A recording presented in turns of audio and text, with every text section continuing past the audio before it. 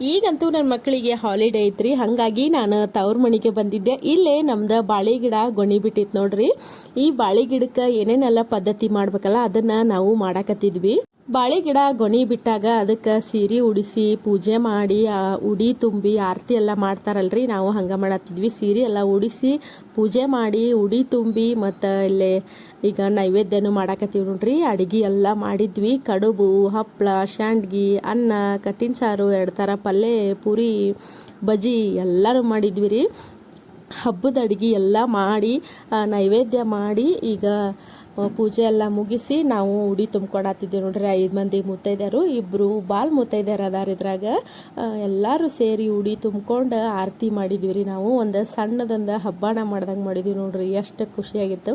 ಬಾಳೆ ಗಿಡ ಗೊನಿ ಬಿಟ್ಟಾಗ ಎಲ್ಲರೂ ಹಿಂಗೆ ಮಾಡ್ತಾರೆ. ನಿಮ್ಮ ಕಡೆ ನೀವು ಹೆಂಗೆ ಮಾಡ್ತೀರಿ ಕಮೆಂಟ್ ಮಾಡಿರಿ. ಈ ವಿಡಿಯೋ ಇಷ್ಟ ಆಗಿದ್ರೆ ಒಂದು ಲೈಕ್ ಮಾಡೋದನ್ನು